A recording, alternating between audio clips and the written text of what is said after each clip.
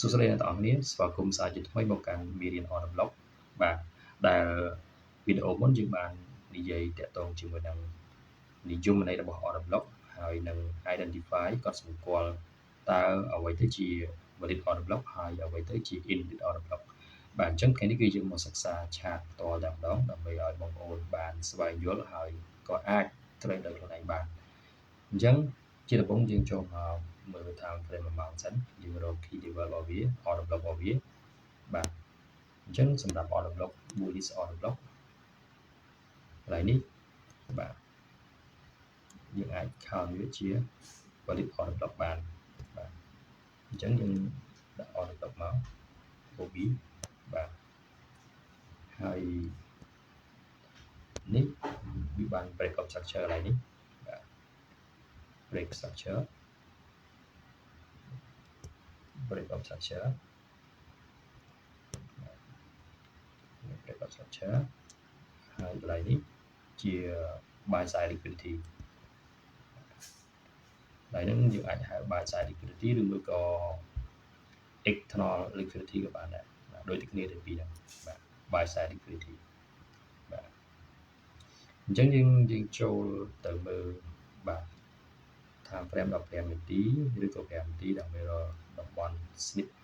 entry បាទអញ្ចឹងដូចយើងបានរៀនកាលពីម្សិលមិញបាទវីដេអូមុនគឺយើងដឹងហើយថាតម្លៃនៅពេលដែលវា form order block បែបនេះបាទ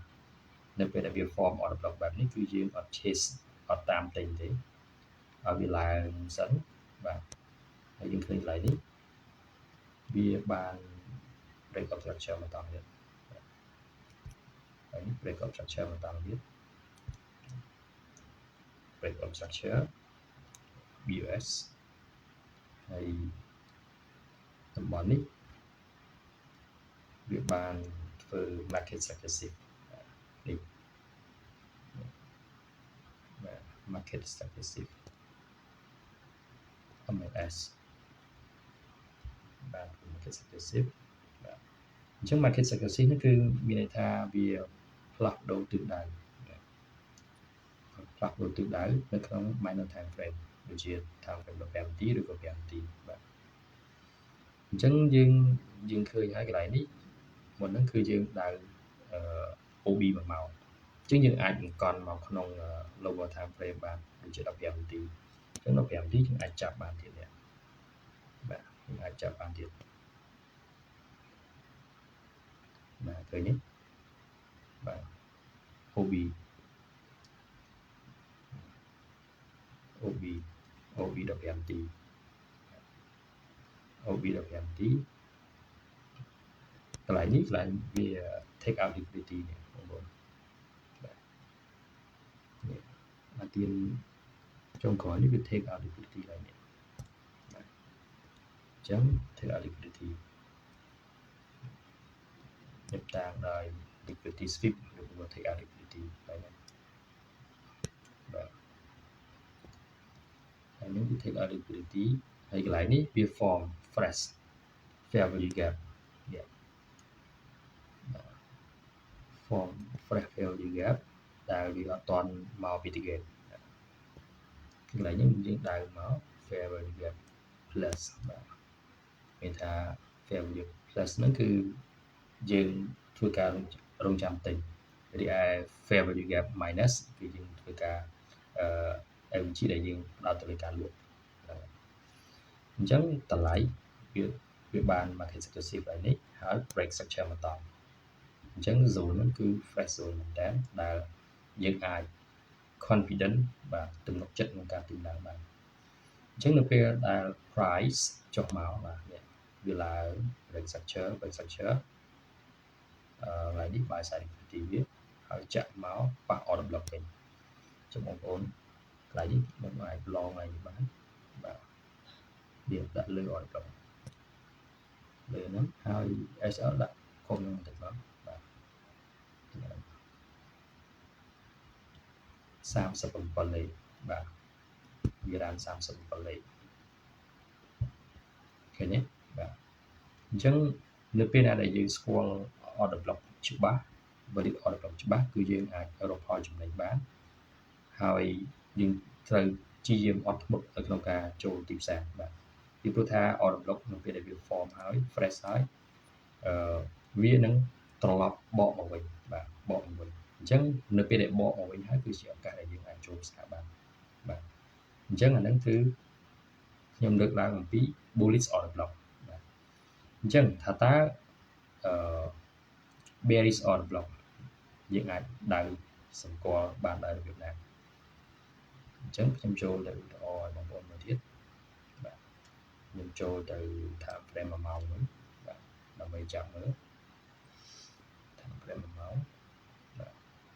អញ្ចឹងកន្លែងនេះបងប្អូនអាចដៅបានបាទនេះឃើញជា order block បងជា order block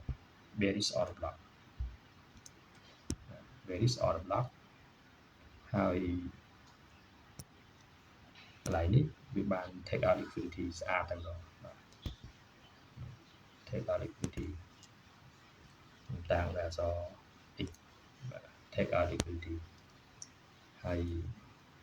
វាបន្សល់ overlap energy ដល់ទៅ2តង់បងប្អូនហើយនេះបាទ fair value gap កន្លែងនេះ fair value gap អញ្ចឹងតំបន់ហ្នឹងគឺជាតំបន់ដែលយើងអាច future យើងអាចរងចាំក្នុងការ short បានបាទយើងអាចការរងចាំ short បាន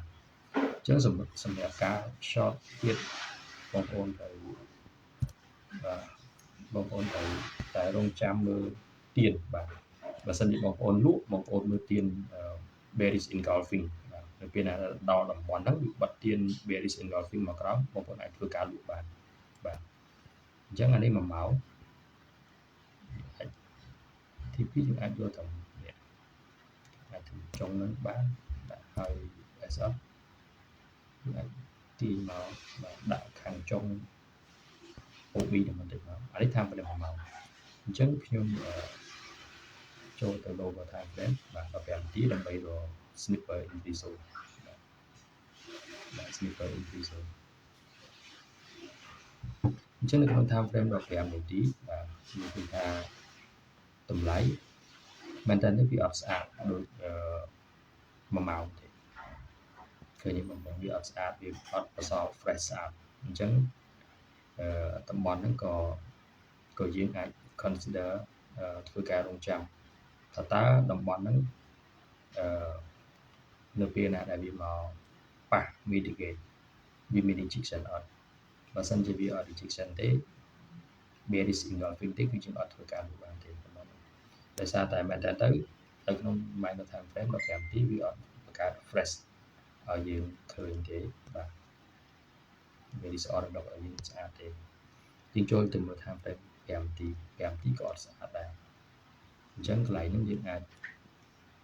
រងចាំមើលជាក់ស្ដែងបាទយើងអាចរងចាំមើលជាក់ស្ដែងអញ្ចឹងខ្ញុំមើលorder block នេះទៀត bearish order block នេះទៀតដែលស្អាតរកឧទាហរណ៍ឲ្យបងប្អូនមើល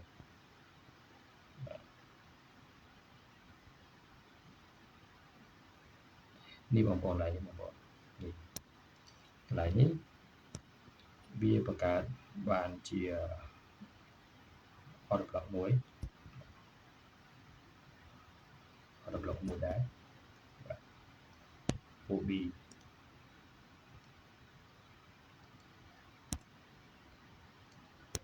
បន្សល់ fair value gap fresh អត់ទាន់ mitigate អត់ទាន់ mitigate so យើង shift ទៅមើល time frame 15នាទីថាតើ15នាទីវា fresh zone ឲ្យយើងស្អាតអត់អញ្ចឹងបកមកវិញឃើញថា15នាទីគឺវា fresh ស្អាតបាទអញ្ចឹងយើងចាប់មកគួរមកឲ្យស្អាតទីមក15នាទីហើយកន្លែងនេះវាបាន take out liquidity ទៀនខាងមុខវានេះបាទវាបាន take out liquidity ហើយ take out liquidity ឬក៏ liquidity sweep take out liquidity បន្សល់ជាមួយនឹង fair value gap កន្លែង fair value gap 15នាទីអញ្ចឹងគឺយើងចូល snip entry គឺយើង check មើល time frame មែនថា time frame ដើម្បីយើងចូលទៅយើងចំណេញ SL បាទគឺយើងរួម SL បានខ្លីអូខេ fair value gap យើងលុបនេះចោល MG មកបាទអញ្ចឹងយើងនិយាយថាតម្លៃវាបានមក mitigate ជាមួយ order block របស់យើងបាទ15នាទីបាទយើងអាច short ពីតំបន់នេះអាច short ពីតំបន់នេះហើយ SL យើងដាក់លើorder block មកទៅបាទ SL 6 ដុល្លារហើយ TP បាទ TP យើងយកអាច reward 1ទៅ2ឬក៏1ទៅ3បានបាទ1ទៅ2ឬក៏1ទៅ3បានអញ្ចឹងអានេះយើងអាចយកតំណែង1ទៅ3ជាងបាទឬមួយក៏យើងយកតំបន់liquidity របស់វាបាទ liquidity អញ្ចឹងវាមកដាក់ liquidity នោះបាទអញ្ចឹងសម្រាប់bullish order block ហើយនិង bearish order block គឺយើងមានតែប៉ុណ្្នឹងអ្វីដែលសំខាន់បងប្អូនត្រូវចូល check មើល time frame ធំបាទ1ម៉ោងបាទដើម្បីស្វែងរកorder block បន្ទាប់មកគឺយើងបន្តចូលទៅក្នុង minor time frame 15នាទីឬក៏5នាទីដើម្បីដើម្បីយើងដាក់ SL ខ្លីហើយយក TP បានវិញអញ្ចឹងសម្រាប់មេរៀន order block យើងគឺមានតែប៉ុណ្្នឹងទេបងប្អូនមានសំណួរអាចសួរបន្ថែមមកកាន់ Telegram ខ្ញុំបាទអរគុណច្រើន